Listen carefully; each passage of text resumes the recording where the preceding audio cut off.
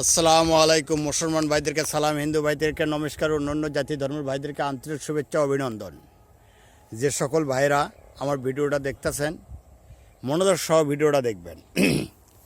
আজকে আপনাদের কাছে নিয়ে এসেছি লাউ গাছ সম্পর্কে।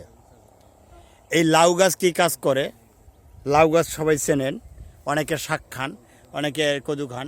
এই যে লাউ গাছ, এই লাউ গাছ দিয়ে কী উপকার হয় তা জানার জন্য আপনারা একটু অপেক্ষা করেন। তবে অপেক্ষা হলে এইটুকুই যে আমার মোবাইল যে ভিডিও দেখতেছেন সর্বপ্রথম সাবস্ক্রাইব করবেন, বেল বাটন টিপ দেবেন এবং লাইক করবেন, হ্যাঁ, সর্বপ্রথম। আর তারপরে আমার এই লাউ গাছ দিয়ে কী কাজ হয় সেটা শোনেন।